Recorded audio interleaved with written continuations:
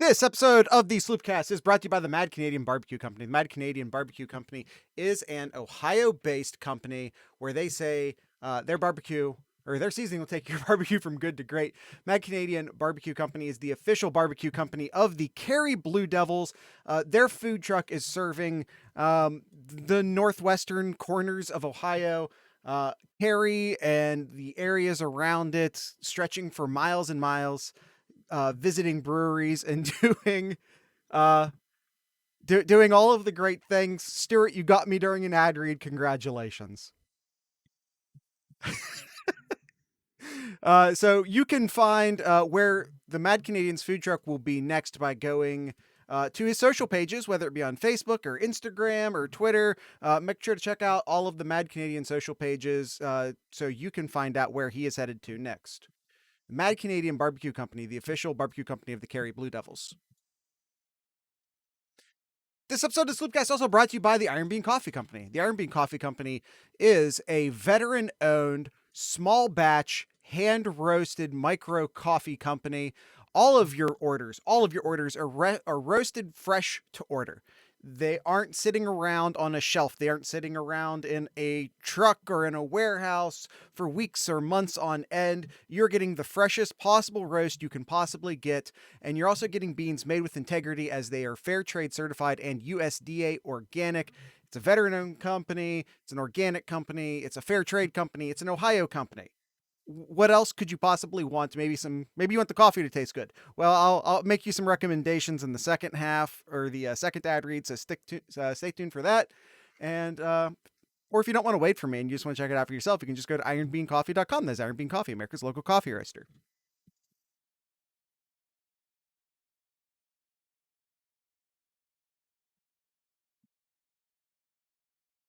I can talk about the Murder Coffee Nomad. We can do all the flavored coffees in the next ad read. That's fine by me. This is the secret part of the show, Tony, where we just talk to the YouTube audience and the Discord audience. I like it. Yeah. See, the audio people get the music. The video people get these precious 30 seconds where I tell them how to make millions of dollars while working from home and being your own boss. It's like having satellite TV in the 80s. You don't have to watch commercials. I've heard about that where they had the live feeds. The famous Tom Brokaw picking his nose thing that I only know of because of The Simpsons making a joke about it.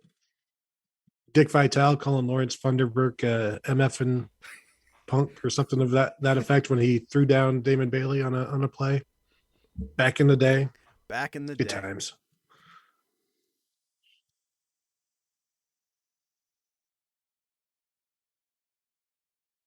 We've got barbecue back here. You're all invited. Welcome to the SlooPcast. How are you doing today, Tony? God, that's twice. It's twice in a row now. I'm doing good. Thank you for that introduction. As poor as it was, I appreciate it. Tony Gerdeman of the Buckeye Scoop, formerly of the Ozone, knower of good music. Thank you. I appreciate that. I agree. My wife disagrees, but let's leave it at that. I don't want this to become a whole household thing. Well, is that still in your Twitter bio? I know it was for a long time. That's where I pulled that. No, from. I think I probably changed it by now, and I'll change it again once they add the tip jar. I can't wait to get that. What are they going to use? Bat, Doge? I bet it's not going to be $1. We'll see. Yeah, let's get straight into today's show. We are doing our weekly SlooPicks. This is the episode. This is our Friday episode where we pick 6 games against the line. There is a 7th game, although we broke it down in detail with Mark yesterday during the Thursday Know Your Enemy show. I know I picked Ohio State to cover their 18.5. Mark picked Ohio State to pick in Ohio State's 18.5. Tony, you weren't on that show, so I'll give you a brief opportunity. Ohio State minus 18.5 against Penn State. I definitely think Ohio State will cover there. I think there's too much offense, not enough offense for Penn State, and those two things just don't go together. So, yeah, I think I eventually am going with 41-7. So definitely an easy cover for Ohio State, which sounds a little bit crazy to say in this series. Yeah. I Nomad calls you a homer. The the so 41-7. Is that what you said? Well, yeah, and Tom and I did our preview show on Thursday, and my thinking is there's going to be a couple field goals. Penn State will hold up in the red zone, force a couple Ohio State field goals, and I just couldn't decide whether or not James Franklin would attempt some field goals, knowing that they are fruitless. However, it was determined that I'm giving him too much credit for not going for field goals and trying to score touchdowns. Tom correctly points out that I'm giving James Franklin too much credit, which I completely agree that I am, that he would do something that was smart in terms of decision making. So I think maybe 41-14 is closer, but I don't know how Penn State gets up to like 17 or 20 or anything like that. I'll say this because I want people to go back and listen to the Thursday episode. This is me being a professional YouTuber. My score prediction left Mark speechless. Oh, really? Yeah. See, you're intrigued now, right? I am. I'm good at I'll this. just ask Mark. I'm not searching, pressing J and K on my keyboard, fast forwarding stuff on YouTube and whatnot. Or maybe perhaps I'll just ask you after the show. You know, and then you'll still be like, no, go to YouTube. There is a funny backstory behind that. And we might talk about that once we're no longer recording. So all right, first let's get into our actual sloop picks for this episode. We have Michigan State, the battle of the brothers, the little brothers, the big brothers. We have Michigan ranked 6, Michigan State ranked 8, and we have Michigan favored by 4.5 points. Who do you have, Tony? Well, I'm probably, in terms of the points, I'm going to go with Michigan State. I'll take those points. I think Michigan State has the offense and defense to win this game, and they should win it. It's at home. It's going to be the biggest game at Michigan State in a long time. And so all of the emotion and all of the reasons are there for it to happen. However, there's just this Michigan thing where Right. I don't even know what it is, where they just, end up winning ugly. How did they win when they only threw for 127 yards and only rushed for like 180? Yeah. And they could do that same thing in this game. I do like Michigan's special teams. I think they've got good returners, good punter, good kicker. So maybe that's going to be the difference, a field position type of thing. My head says Michigan State wins. The rest of me says, but Michigan is undefeated this season for a reason. And that reason is because the teams they're playing haven't been very good. Yeah. Well, what? I said they're both undefeated. Yes. And I would be all in on Michigan State if it wasn't for that Indiana game, the 20-15 win over Indiana. That concerned me. Right. That showed me that the offense isn't as good as I thought it was. But is Indiana's defense better than Michigan? Maybe. I want to see Michigan stop Kenneth Walker. I want to see them stop the downfield passing attack of Michigan State. I don't think they can. And yet here I am, probably still picking Michigan to win, but I'll take those points and go with Michigan State with the 4.5. I was telling you before we started recording that I have a strategy I've been utilizing this year when making these picks, and I'm actually we're in, what are we in, week 8, week 9? I think it's week 9, and I'm actually still tied with Kyle. And normally at this point he's left me in the dust, so I'm doing pretty good. My new system is, when I don't know, I pick the underdog. Because ultimately, who's going to win this game? It's relatively close to a toss-up, right? As far as who wins. So if I'm getting points, take the damn points. So I do lean slightly towards Michigan to win this game, but it's slightly. So if you're going to give me 4.5 points to take Michigan State, I'm going to take Michigan State. Well, and I look at covers.com right now, and it's 4, which gives me some pause, gives me more pause than 4.5, because I think I picked this 28-24 Michigan. And I guess even with that 4, I don't love this one, because I'm talking myself out of taking Michigan State, which, 2 weeks ago I would have been all in on the Spartans. Right. We have an online SlooPicks that people in our Discord can participate in.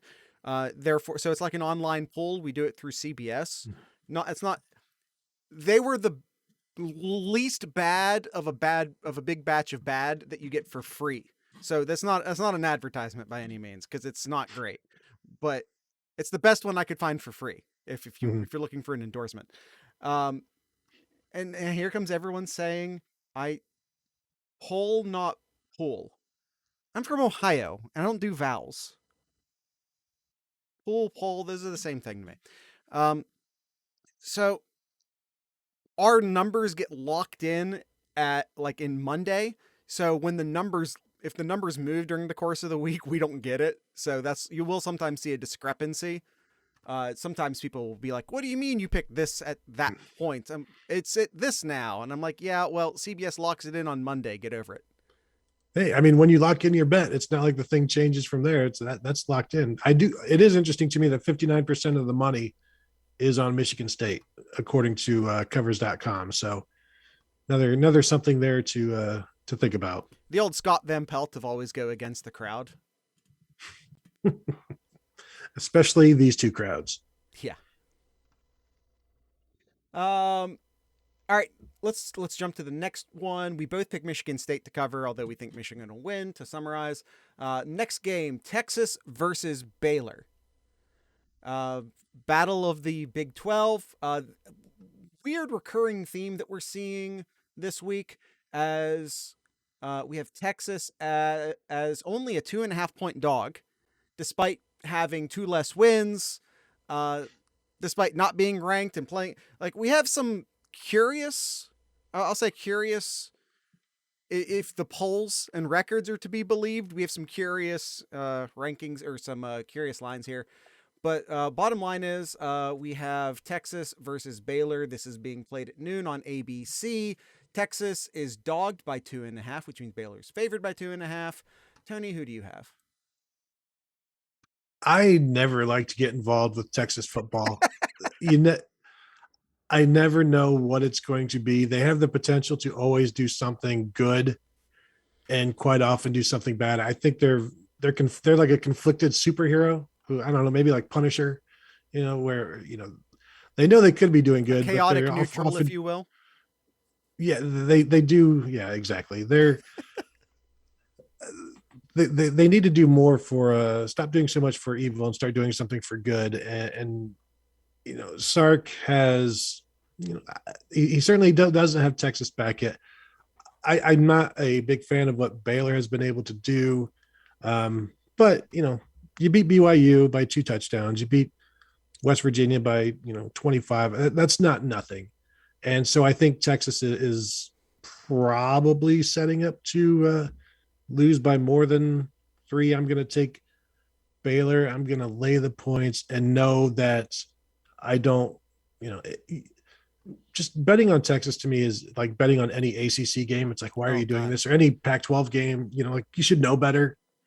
And generally I do, but when I'm forced into it, here I'm going to go. I'm going to take Baylor and lay those points. So you say not to bet ACC games, but one of the reasons why I'm actually doing well in the SlooPicks this year is because I made a lot of theoretical dollars betting against Clemson Well, back no, when they were that, back when they were relevant enough to put in the SlooPicks.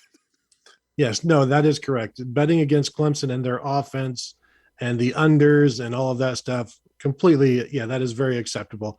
That's not so much betting the ACC. That's betting Clemson, though. Is that sort of like I don't live in Ohio. I live in Columbus. There you go. Yeah. Perfect. Okay. I think I look at Texas. I look at Baylor. I don't like. I'm with you. I don't like either of these teams. If I was betting actual money on this, I wouldn't. So I look. We have a recent common opponent with Oklahoma State. It's a game that both of these teams lost. So and they both lost by relatively same amount of points. So that's not super helpful. Um, Baylor's actually winning games this year. Texas is not. I don't know what to do with this game. I feel like it's a bit of a toss up. You have a team that's performing well, but arguably really hasn't played I don't think BYU is actually good. I don't think Oklahoma State is actually good. So I see I see a team that's winning against bad teams, and I see a Texas team that has lost a pair of really tough games. I think they're talented. I think they just need to get it together. I don't know, so I'm picking the underdog. This is the system. This Got to is the stick with the system, system. and it's working. I It's not respect that. Stuart. It is not the transitive property. It's a common opponent. That is different. Comparing common opponents is not the transitive property. All right. The system better not fail me this week because that's not the last time I'm going to use it. All right. Next up, we have Iowa and we have Wisconsin. Let's see. We have Iowa ranked number 9, Wisconsin having a second consecutive unfortunate season, unranked coming in at 4-3. Unranked, 2 more losses than Iowa, have looked really just downright incompetent at times. Wisconsin has favored by 3.5. I said there were some curious lines. That one's maybe the most curious. Well, and I think it's the lowest under I've ever seen, over under of 36.5. Wow. And you're like, well, that's insane. But then it's like, well, tell me how they score 20. You know, how does this game, these two teams score 37 points in a game? And I don't know how they do, because even if they go 8 overtimes, damn it, you beat what's me that to the add? joke. 10 points, you know? So, well, and there's the thing, Wisconsin favored by 3.5. If it goes to overtime again, you know, you're probably looking at like a 2-point game or something like that. And so this one, I don't know how they move the ball, how they score. To me, it comes down to who throws the most pick sixes, who turns the ball over most in the other team's territory.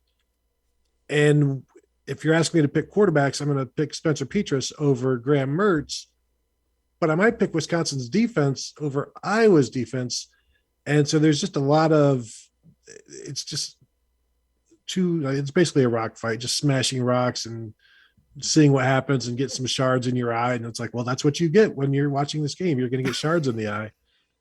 So I'm probably, and I guess this has to be absolutely rather than probably, since we're talking about it, I'm going to go with the 2/3 of the bettors here. And I'm going to take those points, because this is probably like, maybe it's a 2018 game. And that's how the over wins in like 4 overtimes. Just for the record, Tony is officially predicting 4 overtimes. That's exactly what he said. Officially. Stuart asks, do they have common opponents? Well, I'm glad you asked, Stuart. Both of them played Purdue in their last games, because that's how bye weeks work. Both teams' most recent opponent is Purdue. It's fun how that works out. It's not transitive property. Funny how that works out sometimes. Wisconsin beats Purdue 30-13. Iowa famously lost to Purdue. As we titled that Tuesday episode, Iowa gets Purdue'd, because never play Purdue when you're good and they're okay. That's not a winning strategy. Never do it. So if we go purely off of the most recent common opponent being Purdue, it seems obvious to me that we pick Wisconsin here. I'm not doing it though. I'm picking Iowa. So zero chance in hell I'm picking Wisconsin with, as a favorite. There's zero chance in hell I'm picking Wisconsin as a favorite against any big. I don't think I'd take them as a favorite against Illinois right now. Well, I'm glad you were going that way, because I was getting worried that you were going to base your decision on something that Purdue has done, which is that, that's like getting a philosophy degree. What's the point of that? That's foolish. And so I'm glad that you did that, and that you have come around. And this is going to be a very big game. Though, I think a couple people at Ohio State lost their jobs based off of a Purdue game. So, and rightfully so. But the Wisconsin, if Wisconsin wins this, now you've got a situation where Minnesota is in control of its own destiny, and then Minnesota plays Wisconsin to end the season. in Minnesota, and you could have like a 3-way tie, and who knows what that looks like with the tiebreaker. So maybe it's just best that Iowa wins this and just tries to stay. Um, I don't know if I want this West to be any messier than it already is. I mean, you kind of, and like I'm team. It doesn't matter win all your games in regards to Ohio State and Oh getting yeah, to the for sure. playoffs. Um, but like, why not have a decently ranked team in the championship game? Because it could affect seeding. I mean, it probably won't, because I don't see Ohio State being fourth or first. So I feel like they're going to either be two or play two when it's all said and done. And if But Ohio State and ultimately, you Oregon, just never know. yeah, yeah, and if Ohio State and Oregon are close together, you want as many quality wins for the Buckeyes as possible, because if they're looking head to head, that's not the best sign for the Buckeyes. Right. By the way, you have like on 2 or 3 separate occasions answered someone's question before I had a chance to actually ask you. Gangland asked, if whiskey wins, what does that do to the West? Someone asked, is Texas back? Like you're hitting some of the, I'm about to ask you a question and you're nailing it before I ever get a chance to. So that's why you're Tony. You know, you haven't, I don't know if you know anything about Discord servers. You know, we used to You have have you a have your own Discord thing. emote in our Discord server. That's how popular you are in our. We have a Tony Gerdeman I emote in our I Discord don't know server. what that means, but That's okay. It's I'm an honor. honored, It's an honor. You should feel honored, honored. appalled, frightened, thrilled. All right. That's third game down. Before we keep going, yep, and we're now getting. They unfortunately aren't going to show up in the video here on the group chat, but we are currently getting some spams of the Tony Gerdeman emote in the chat. Why is that spam? Okay. It's just an internet thing. It's just like it's a spamming just means that it's getting repeated a lot. That's Can't you it's just not. say control pasted and like, or control V'd or copied pasted? Like why do you have a negative connotation to it I didn't invent the word, other than the Tony. fact that it's annoying? I didn't invent the word, Tony. That's just the terminology when a single emote is getting repeated in a chat, we call it spamming. I didn't invent it. Yet you say we. We as the internet community. Say they, at least deflect some blame. I'm way too involved in the internet community to act like I'm not partially responsible. People see through you anyway. This episode of the Sloopcast is brought to you by the Iron Bean Coffee Company. I had a request in the chat from our buddy Nomad to talk about some of the flavored coffees, so I'm going to do exactly that as I talk slowly as I pull up the website. Let's see. Let's talk about some of these flavored coffees. We have a salted caramel mocha. You have the unicorn, which is the mystery flavor. You have no idea what it's going to be until you get it, and even then, you might have to guess. There's the vanilla hazelnut. The cinnamon roll, still sold out, but they have restocked the bananas Foster, so good news there. The peanut butter chocolate Buckeye is there. The butter pecan is there. The mom's carrot cake, I regret to inform you, still sold out, but the mint chocolate chip, the Irish grog, and the intense blueberry are, as always, available. And then let's not forget the backroom coffees. These are the murder coffees. There is the serial killer, which is a vanilla butter coffee. The stay awake, which actually isn't flavored, I don't think, but it's just insanely caffeinated. So you got that going for you. The bloodbath, which is a red velvet cake coffee. The turning blue, which is a blueberry crumble coffee. And then the solace. Tony, do you want to guess what the solace is flavored like? Black licorice. Oh, no. That would be. Oh, no. No, it's ginger. Okay. No one likes anise. No, you're not going to sell any coffee doing that. So that is all of the coffees available. Those are all the flavored coffees available to you. There's an exotics page, and there's all the regular non-flavored dark roast and medium roast that they have to offer, which we always talk about on the show. But we're out of time in this ad read, so you can find it for yourself over at ironbeancoffee.com. That's Iron Bean Coffee, America's local coffee roaster. Episode of the SlooPcast is also brought to you by the Iron Bean Coffee Company. The Iron Bean Coffee Company is an Ohio-based barbecue company, part food truck, part catering. I think he's planning on getting those spices back up here soon. So what all do they offer over at Mad Canadian Barbecue Company? They have ribs, which are not your standard ribs. They're actually maple glazed. I don't know if glazed is the right word. There's maple. All right, don't come after me, Mad Canadian, if it's not technically a glaze, but it's they're sweet maple ribs. There's also, they have pork and they have brisket. They have sides that include potato salad and coleslaw, baked beans. I'm forgetting one, but that's okay. Let's take a look at let's take a look at a random review. I'm scrolling through the page, the Facebook page. Let's see. Trace says, I ordered some pulled pork, coleslaw, and corn for a family lunch, and holy crap, was it awesome. The slaw wasn't runny or overly creamy, and the way it was seasoned was great. Slaw is the greatest slaw. I'm editing this as I'm reading it, Tony, for the record. Facebook, it's they proofread as much as I do on Twitter. In a long time. Corn was fresh, plenty of spices, fresh green onion on top. Finally, the pork was absolutely fantastic. A smoky flavor to it. Very juicy, not at all dry, incredibly tender. I feel Trace, we'll say they. I'm not sure. Plan to have TMC cater their next event, and you can too. You can find the Mad Canadian on. Well, you're right, Austin. Excuse me. It's not Facebook anymore. It's Meta now. Uh, because.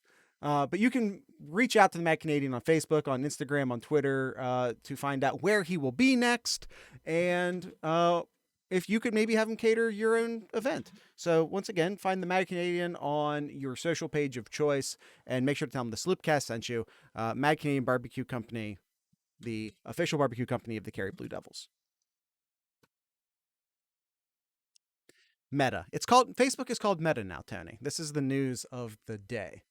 Well, I know you say you're of the internet, but it's still going to be Facebook. It's just Meta is the company that, the company behind Facebook. So, it's kind of like how not Google to correct you.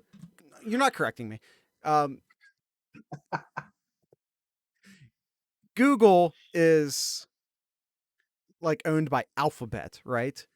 And which is just Google. They just spun off a parent company to own all the other companies, and that's all Facebook is doing. It's not a big deal. But, why not make fun of Facebook when given the chance? Also, I would argue that despite the fact that Facebook is on the internet, it is not of the internet. Fair. Will my uncle still be able to send random? Yes. Okay, thank you. Are you sure you want to be thanking me? Now I know not to get back on it. That's all. Oh, Lord, no. No. All right, let's get back into the football. Next up, we have Florida and we have Georgia, a game that they refuse to play in a college stadium because it doesn't mean more, apparently. I hate neutral site games. I hate them with a passion. But we have number 1 Georgia playing Austin's soon-to-be alma mater. So yeah, let's take a look at this game. Georgia 14.5 favored by 14.5, coming in 7-0 versus Florida's 4-3. Who do you have, Tony?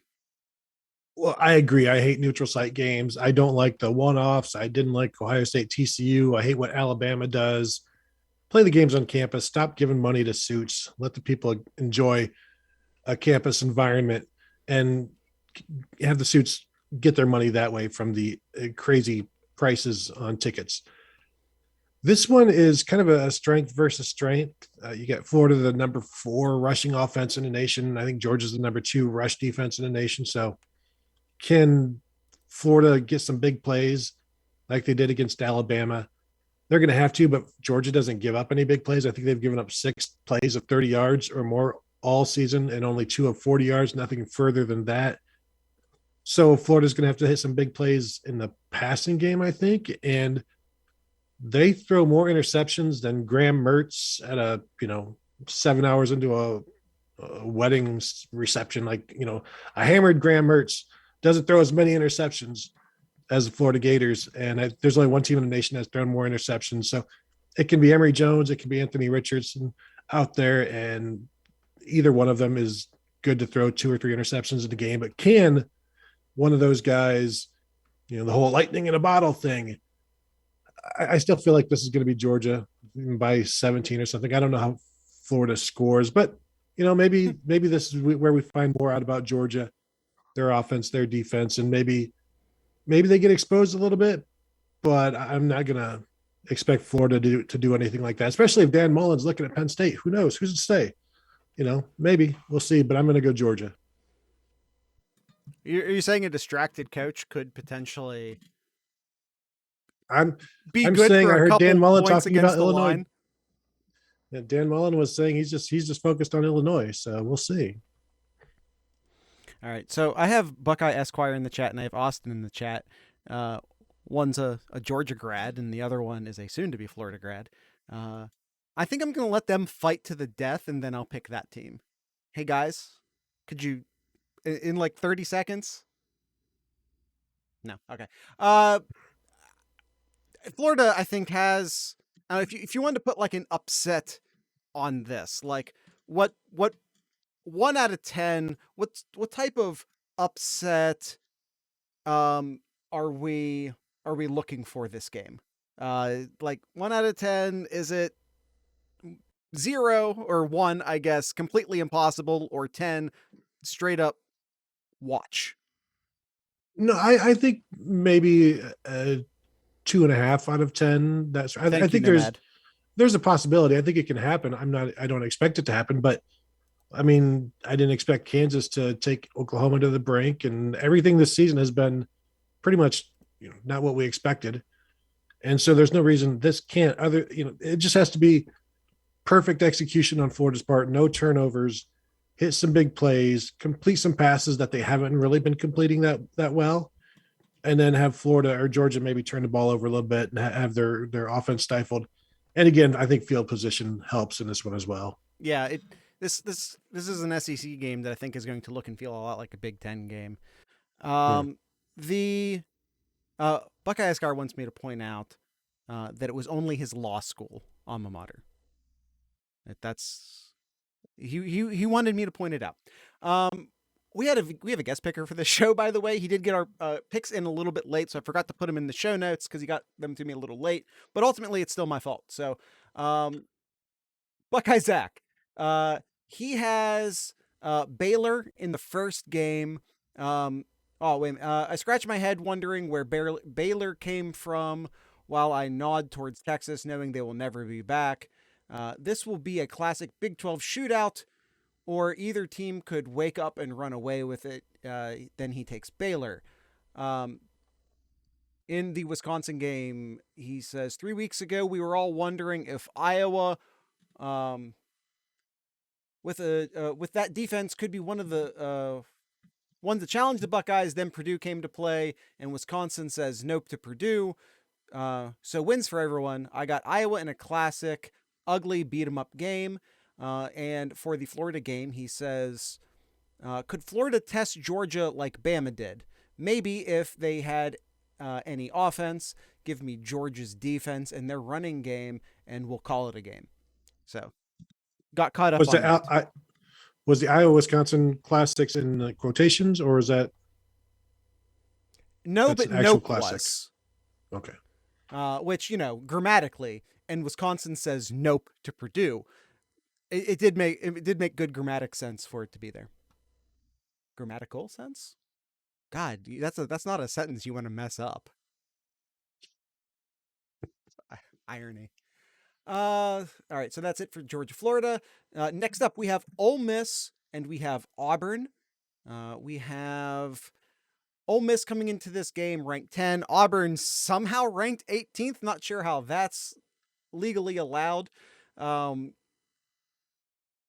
but this is, again, Tony, one of our weird lines for this week, because I said we have a few.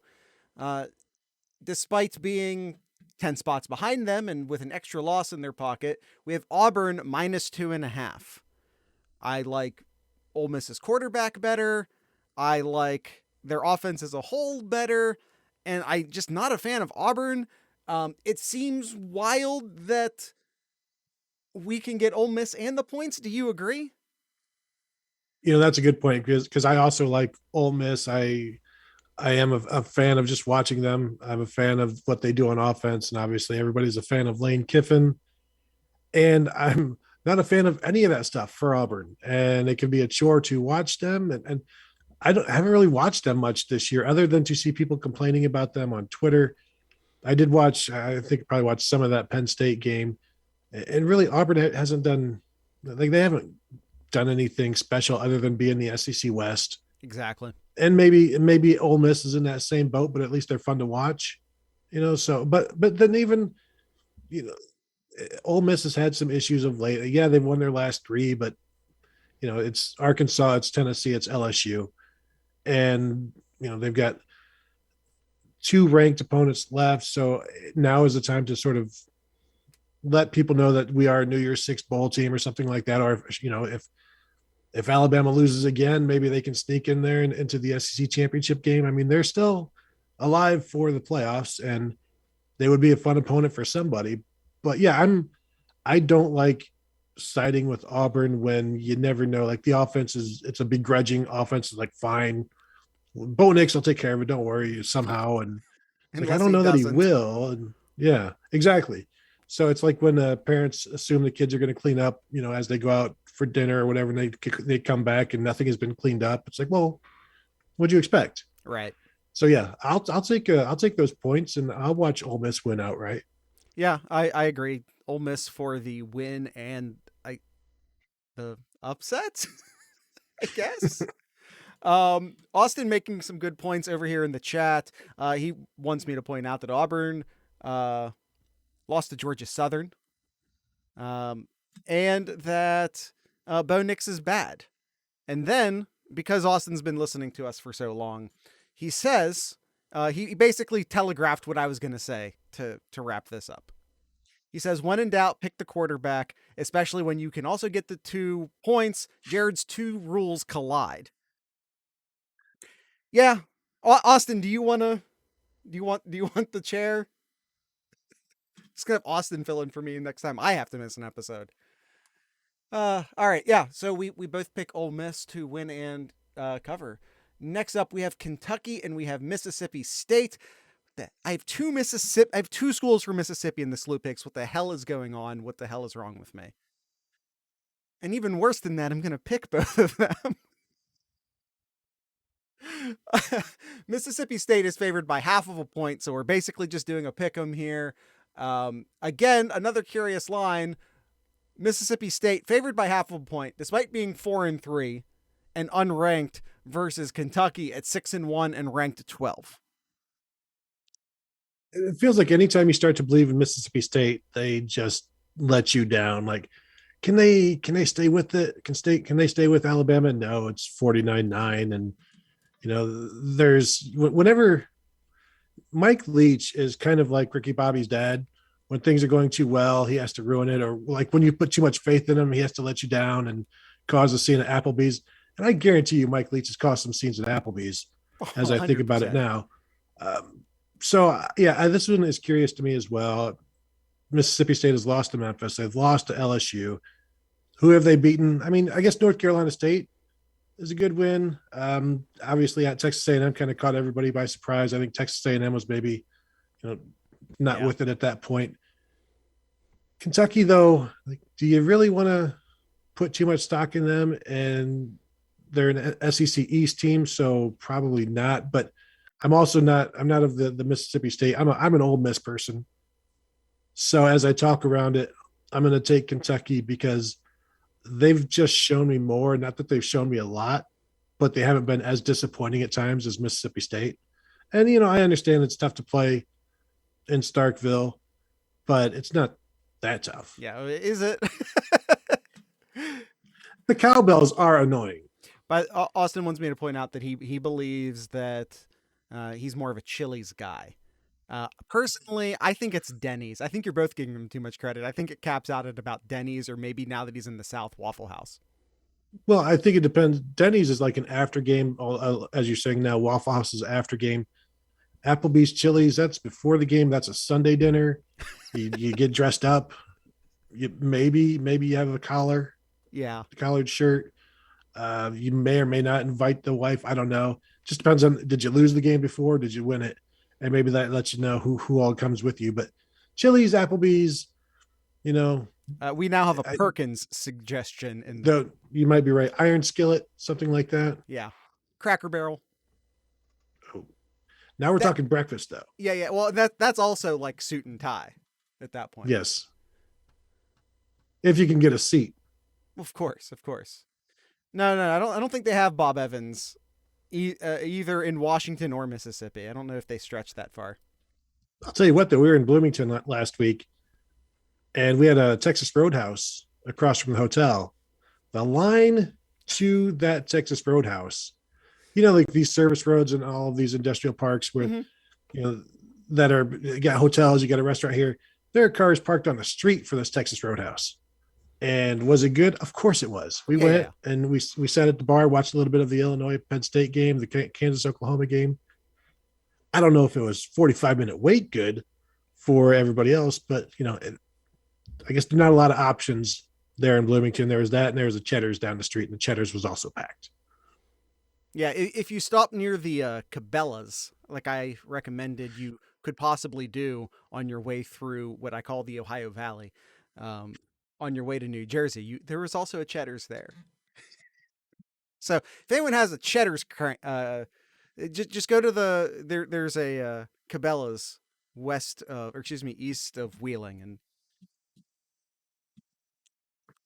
Does Cabela's don't make the drive for it. Can you eat at Cabela's like you can IKEA? Because isn't it like it's like a hunting IKEA? I mean, is there food there other than like beef jerky? At that one, you can. I know that the Cabela's that is east of Wheeling is I know there's a Cabela's in the up in Polaris. It's nothing like the one in West Virginia is like a super duper Cabela's. Anyway, yeah, country roads exactly. I sorry. A very important question popped up in the chat from Stuart. Best steak chain? I'm the wrong guy to ask because I never buy steak out. I never buy steak out. I can. No. I feel like I can do it just fine by myself. Yeah, and really, it all tastes the same, and it's all overpriced to me. So that's just how I feel about it. Oh, I see. You lost me on that one. Let's see. Guest picker Buckeye Zach. Kentucky or Mississippi State? I flipped a coin. Kentucky was heads, the other was tails. Kentucky wins. Fair enough. Next game and last game. No, wait, no, that was the last game. Oh, that's I confused myself because I had Ohio State in the show notes as they were last night. So no, that's it. That's all of our games. We do have some Ask Sloopcast questions to address. As soon as I find them, I'm just going to fill some dead air by talking. Let's see. We have from Austin. If Tony, by the way, I'm just reading these blind, so apologies in advance if necessary. I told everyone to be on their best behavior, which of course means that they will do the opposite because, yeah. If Tony could accept a head coaching position at any school, not Ohio State, which would he choose and why? That's a good one. I've always liked Georgia, and I think being in the SEC East, you have an opportunity to do well there. It's good recruiting base. Nick Saban won't be at Alabama forever. LSU always hires crazy coaches, and yeah, they win, but they're gone eventually. They're not really a threat. Like I think Georgia's kind of a sleeping giant, and But this is the first time since 1982 they've been ranked number one. So maybe Georgia. Although you know what, I've got an affinity for North Texas because of my NCAA football video game days. You know, Of that was one of course. my dynasties. I think 2004, and still Denton, Texas will always hold a special place in my heart. So Austin addressed this question straight to you, but I'm going to answer it anyway. Controversial. Michigan. Follow me on this. I'm in no way qualified to be a head coach in college football. Therefore, I would no. Do not get mad at me yet. Exactly. I would try. Like, I have integrity. I would try to do well. I have no experience. I have no skill in this area. I would try and do good. I really, really would. But I would suck. Why would I be a good football coach? You're And the then Michigan will Manchurian suck even Wolverine. worse. Yeah. Another one from Austin. What is more likely, 2 Big Ten teams in the playoffs, or Cincy gets a top 2 seed?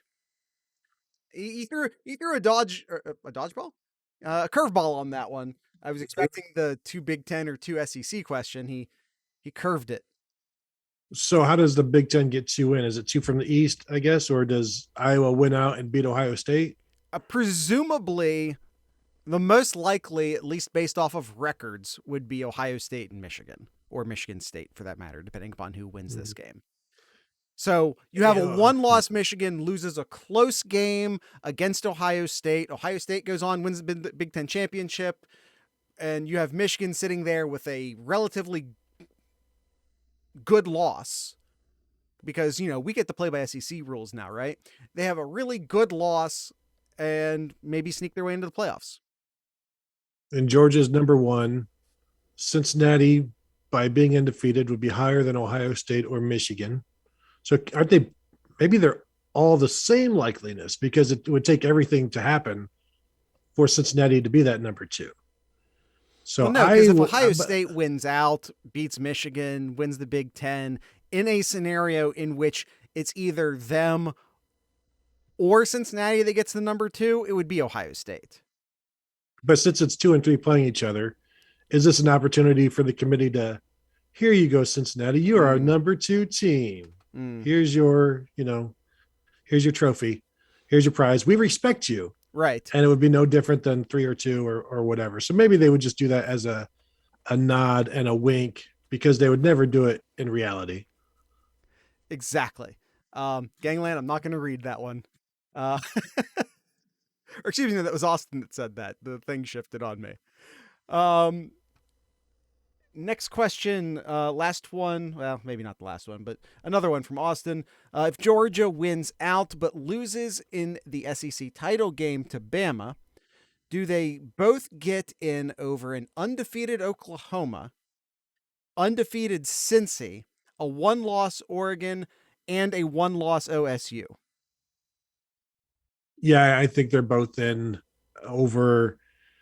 And I think Cincinnati is going to continue to drop. I think Cincinnati and Oregon are going to be rooting very hard against Ohio State the rest of the way out.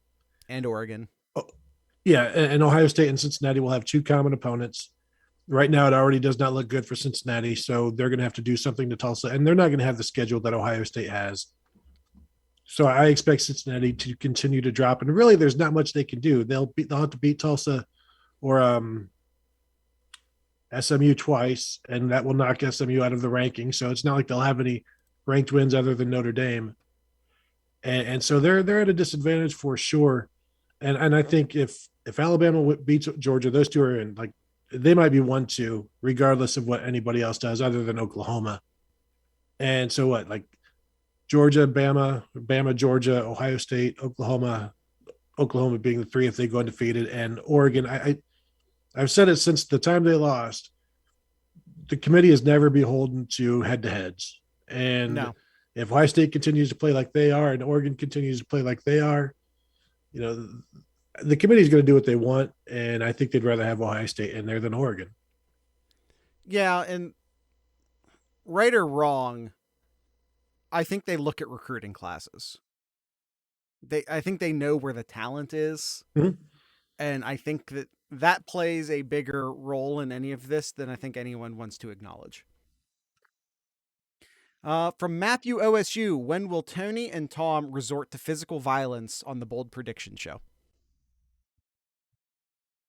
When we do them in person, I am getting it's an exhausting show. It really is. And I know you probably haven't listened to it or watched it, but Yeah, we've talked about that. I can't. Yeah, and it's basically we come up with these 7 bold predictions, and then we just negotiate stuff down. It's like, well, I like you've got 5 1-point predictions, a 2-pointer, and a 3-pointer. And my 3-pointer was like Travion Henderson will rush for 200 yards, and he's like, no, I need at least 225. And then we spend like 5 minutes. I'm like, 212, and then we just whittle it down. It's tremendous. Listen, as we just pawn star ourselves into a fever pitch, and it's exhausting. It really it's ruining the relationship, honestly. Yeah. If I'm being honest. Yeah, especially when I lose. Yeah, Kyle and I being close in the SlooPicks, like we've traded the lead a few times. That's not healthy for us, but it's fun for everybody else. Oh yeah. And just following the chat here, just in case anyone watching or listening, Tony can't see the chat, because you have to be in our Discord server to be able to see the chat. But they're a fan of those episodes, from what I'm seeing in the live chat here. We get good feedback. It's like the demon kids that like to see their parents fight, and so they'll just start fires and stuff, like literal fires. Austin, who is going to win the most prestigious award of them all, the Heisman Tony? I really like CJ Stroud's chances, but it feels like it's first we have to see what Alabama's quarterback is doing that year. But don't forget about Oklahoma. He started one game and he was getting Yahoo write-ups. Yeah, and he had a bit of a down game against Kansas, and then makes 2 incredible plays to win that game, and then he's right back in it. And I loved what I saw from Caleb Williams in those 2 plays, where picking up a 4th down on one run and then taking the ball away on another. That's insane awareness to me. But he shouldn't be a candidate. No, like not at all. And so then after one start anyway. Can we have that conversation in November? Maybe. Yeah. But I mean, you only play half a season. They would never allow a running back to do that. No. So let's not buy into it. They never allow a defense. No, they would never allow any defensive player. But I guess I don't think it's going to be Matt Corral, because he plays at Ole Miss. And because so not it's just only to me, do you have to be a quarterback nowadays, you also have to be the quarterback of a playoff team. Mm-hmm. So there you go. Yeah, it's it's getting so stupid. It's Bryce Young and it's CJ Stroud and and Williams. It's annoying. It's been, I think for me, I when Orlando Pace didn't win it, or wasn't even like top 2 or whatever. And exactly, Chase Young, he was the best player in the nation by far. And the voters have an opportunity to really reestablish the award, but they're just resting on their laurels. It's like, no, it has to be a quarterback. Maybe it's a running back if they're really good. Or what we saw Devontae Smith. Like, if you are so far and above everybody, as long as you're not on defense and you touch the ball, we can talk. Yeah. So, yeah, Tom and I have the show. The editorial stance on our show is that it's a joke award, even though it is. You talk about it because we talk about college football, but don't give it any more meaning than it deserves. That's shown it doesn't deserve much. The only time Kyle and I ever talk about the Heisman is when someone asks a question. From Nomad, should USC target a college coach, an NFL coach, or a non-established guy who is on the up and up? They should definitely get somebody on the up and up. Right. You don't want to get a dirty guy. No. James Franklin, I've heard him, like I've talked to an NFL guy who has talked to his people, who have talked to people at Penn State, and they think that he's gone. Like if USC offers, he's gone. And it sure seems like he's been so distracted right now that he has been offered something and has accepted it. No, he's focused on Illinois, Tony. That's all well and good, but I don't think it's going to work. And so, yeah, I've been thinking he's been gone for a while now, for about a month now. And this entire ordeal and episode, these last 5 or 6 days, has convinced me.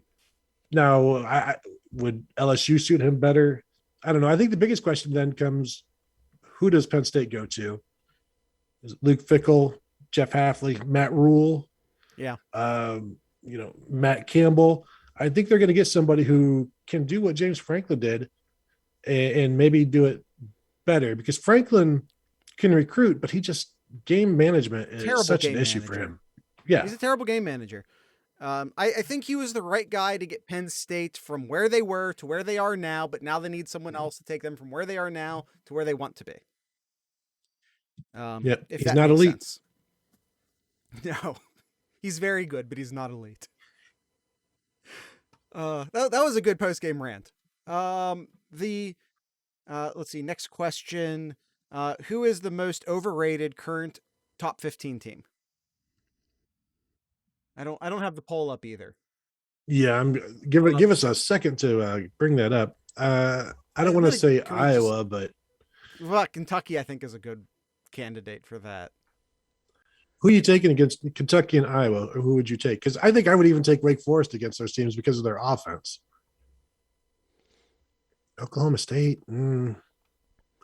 Texas A&M is not good. I don't think Michigan State's all that good. I don't think that Oklahoma State's all that good. I don't think if we're also weighting this by how high up in the top correct 15 they are, it's Michigan State. Yeah, I would agree with that. And I respect everything Mel Tucker has done. Yeah, 9-3 is probably the tip of what they should be this year. So to already be 7-0, agreed. Congratulations. Absolutely. Enjoy your partying gifts. Yeah, absolutely. Amazing job. Great season. They've already done it. Mm-hmm. Another one from Nomad. Who wins the Big Ten West?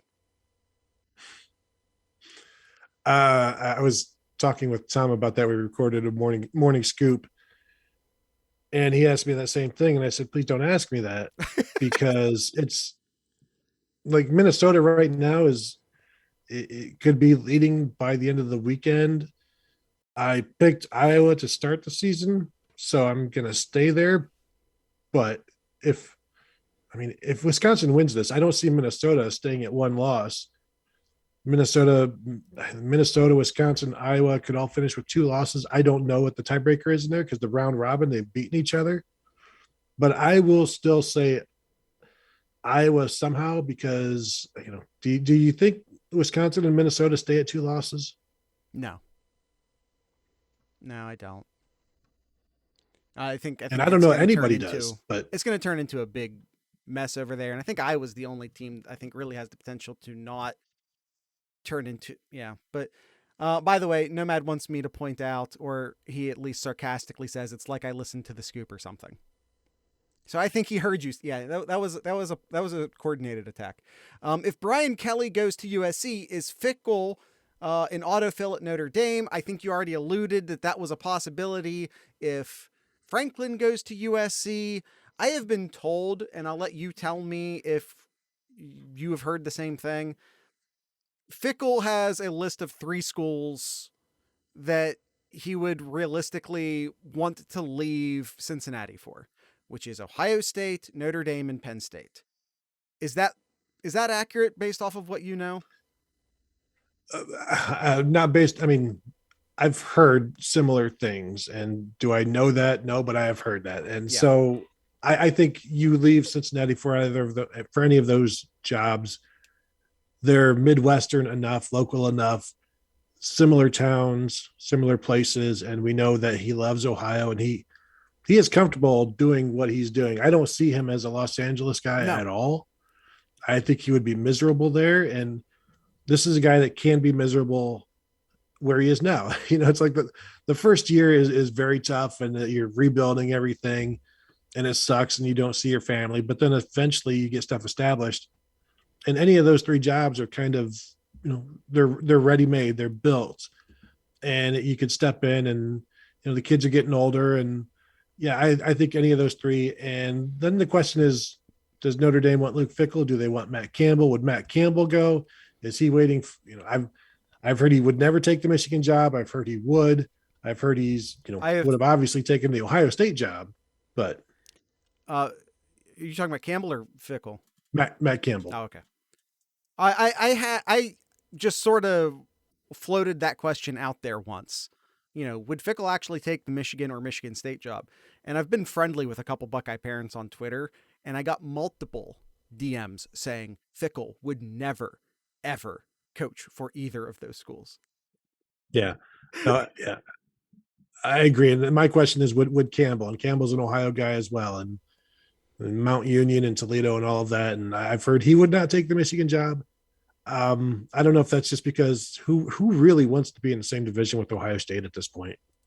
I wonder if Ohio State's going to do the same thing to the Big Ten East that Alabama's done to the SEC West, which is kind of turned it into a bit of a shit show because everyone is expected to beat Bama, and Saban is Saban.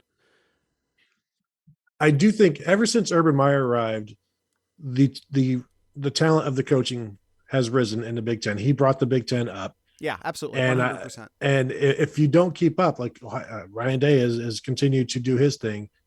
And if you think, you know what, we can just get by with Danny Hope, you should just give up football at that point. Right. Let's see. Who is the most underrated Group of 5 team? What about Brady Hoke's San Diego State Aztecs?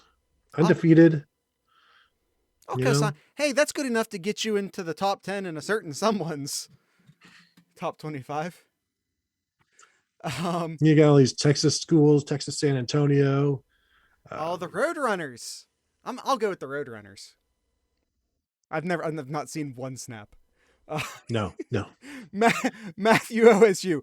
Does undefeated ACC champ Wake Forest have a better claim at the college football than Ohio? No. No. I'm not even. Tony, you can sit this one out, buddy. I got it. No. You know how we know this is a crazy season? We are looking forward to Wake Forest Pitt.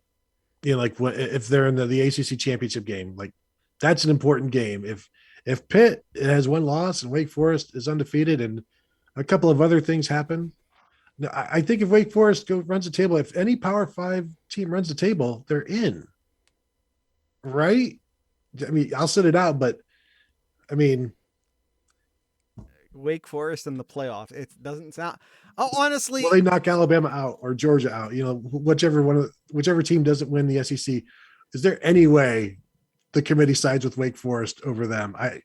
That's no. So I think you need Georgia to beat Alabama and keep Alabama out of the picture entirely. Then maybe there would be room for Wake Forest, but Wake Forest can beat anybody left in the ACC. I don't know because there's nobody left in the ACC. Would the committee? So here's the question then. Would the committee? They have a choice for the 4th spot. Whatever happened 1 through 3 doesn't matter. Your 2 choices for the 4th spot: undefeated Cincinnati, undefeated Wake Forest. Yeah. Oh man. Right? Could you imagine being Luke Fickell? You've done this. You've gotten them to this point, and it's freaking Wake Forest that keeps you out of the playoffs. Could you imagine? But this is all fun because it's not going to happen. There would be holes punched into the wall of every single wall in the Cincinnati building, the football facilities, and Luke Fickell would have multiple broken knuckles, and that would not go well for his walls, his fists. Not good. Nomad asks, what should the NCAA clamp down on the release/use of polls outside of the college football playoff? One, I think that would be unconstitutional. I don't know how you get away with telling the AP they're not allowed to put out a top 25. And the NCAA doesn't run the college football playoff either. So I don't know why they would stick their neck out there for a thing they have no control over. I think it's up to the people are giving the polls the power. Right. You're giving them, you're speaking it into existence. How much does the committee look at the polls? I mean, they're not all that different. When the two come out, they eventually start to look exactly like each other. And whether that's the coaches or the AP correcting their stuff. That's how it always is, though. Yeah. You see the coaches and the AP completely radically change the week after the college football playoff comes out because people just They're sheep. Yeah. It shows you how little They, the they, bulls actually matter. they all start to sync with their cycles, basically. I have brought you up plenty of times, Stuart. Stop being jealous.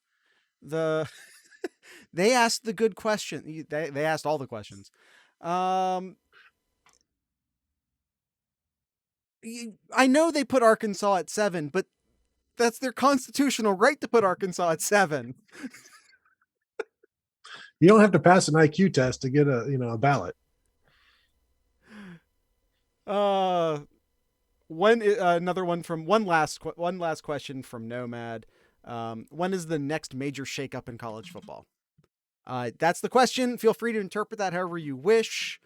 But that's the question. Well, I think that after the 2023 season is when the TV deals are up, or prior to, I think after the 2023 season. I'm so out of touch of the off season talk because I'm now in season. Right. And so, but with the television stuff changing, there's going to be some more conference stuff, some realignment, the playoff expansion once everybody else has been able to slow the SEC down and get some rules in there limiting the number of teams from one conference, and also having more networks be able to bid on it and not just ESPN.